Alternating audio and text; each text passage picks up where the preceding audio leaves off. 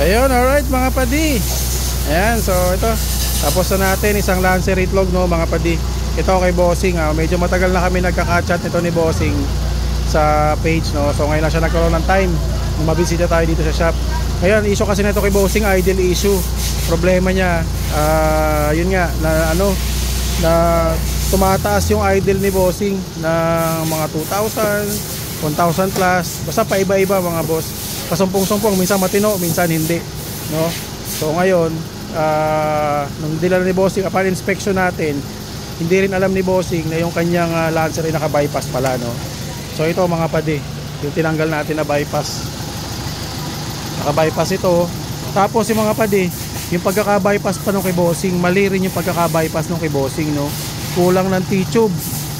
So yan, hindi lang to isang beses namin na-encounter na binahypass yung sa idle, tapos mali naman yung pagkaka-bypass, masabi lang na binahypass, no? Kaya isa yun sa nakita namin na problema dito kay Bossing, kasi itong part na to, ito yung tube na papunta ng intake, no, nakalaylay lang dito, no? So dapat nakakonect pa rin siya dito sa bypass, dapat may T-tube. Yung kay Bossing wala. Ayun, so in-inspect din namin, yung servo ni Bossing is sira na din mga padi, hindi na gumagana. Gumagana naman siya actually, nagka-calibrate pa naman yung kanyang servo, pero hindi na, mahina na yung motor niya, tapos wala na rin siyang gear, no? So ayan mga padi, sabitan natin siya ng bagong servo. Ayan. So marami tayo nakita mga issue dito kay Bossing. Aside po doon, ito yung kanyang throttle body, no? So ginawa namin, binaklas namin, sinabit namin yung servo. Napansin namin ito, yung lagayan ng B-screw ni Bossing, pinabricate na rin, no? Pinabricate na rin. Iba na yung B-screw na nakakalagay. So sinubukan pa rin namin gamitin itong kanyang throttle body na to. Pero nung sinalpak namin sa makina, laging nakataas yung kanyang minor, no? Ayaw bumaba mga padi. Laging naka 1.5, halos 2,000 yung idle dito ni Bossing. Nung pinihit namin tong B-screw, wala, ayaw magsara. Kaya makikita ninyo, iba na rin yung thread, wrap thread na mga boss. So hindi na siya nagsasara. Hindi nasasara yung pinaka pasokan ng hangin, yung adjustment ng idle, hindi natin mapagana ng maayos. Kaya no choice kami dito kay Bossing, kundi palitan din ng throttle body. Buti meron pa kaming surplus sa throttle body. Tapos yung kay Bossing, puno na rin ng sealant yung dito niya sa ilalim. Ito kasi nalinis na namin, sira na yung kanyang ganito, wala na siyang ganito yung kay Bossing. Ito galing ko sa throttle body na binaklas namin. Yan, yung sa kanya totally wala na talagang gasket, naka-sealant na lang, no? So pinalitan na rin natin ang gasket. Yan, ito yung kanyang lumang servo, sira na ito. Tapos hindi, dito yung sa kanya, ito yung doon sa tinanggalan namin na throttle body, no? Yan.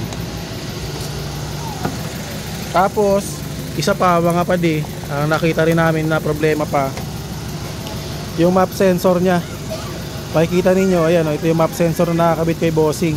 Iba, hindi ito yung original na pang Lancer itlog talaga mga padi. Ito yung socket, iba. Buti na lang yung kay Bossing, hindi pinutol yung socket. So nagtap lang dito yung nagpalit nito, nagkabit nitong map sensor na to. Tinap lang nila, tapos nilalagay lang nila dito yung socket. Kaya binalik natin sa original na map sensor. So ginamit natin yung dating socket. So dito kasi sa experience namin mga padi, sa map sensor na to, iba yung response ng makina, no? Ayan, so binalik natin siya sa original. Ayan. Tapos yung socket din ni Bossing basag-basag na, na-discover din namin na yung socket, yung wiring, yung sequence ng wiring dito sa servo ni Bossing ay nagkapalit-palit. So dun pa lang, alam natin na pinakailaman na rin ito, sinubukan gawin, pero mukhang nagkaroon talaga ng problema. Kasi dito sa wiring, kahit anong gawin nila dito, kung hindi nila kabisado yung sequence o yung tamang pagkakasunod-sunod ng mga wiring, hindi talaga mapapagana yung servo. Kasi nung unang kinabit namin yung servo, may calibration lang, pero pag ginano mo yung aircon, walang function, no? So ngayon, yan, working na siya. Ayan, pino na yung makina ni Bossing. Tapos nagpalit na rin kami kay bossing ng high tension wire. Kasi yung high tension wire ni bossing puro electrical tape na, no? Puro electrical tape na. So most likely magkakos ng mga misfiring yun. Kaya pagdating ni bossing medyo may mga misfire siya. So ngayon maganda na yung andar ng makina niya, wala nang misfiring. Maganda na rin ang kanyang idle. Yan, tapos yung socket niya pinalitan natin ng brand new kasi basag na. Yan. Alright. So ito, pahabol itong trabaho na ito kay bossing. Yan. Tapos yung kanyang radiator fan kanina nakarekta, kinorek na rin natin. Yan, nakagano na sa ngayon, naka-automatic na mga padi. Ayan, makikita ninyo. Ayun lang, isa na lang napansin pa namin dito. In-inform namin si bossing na yung kanyang engine support, yan, yung lower engine support niya is hindi yan pangitlog. Nakakabit yan sa pizza na Gen 3 tsaka sa mga Lancer Sedia, no?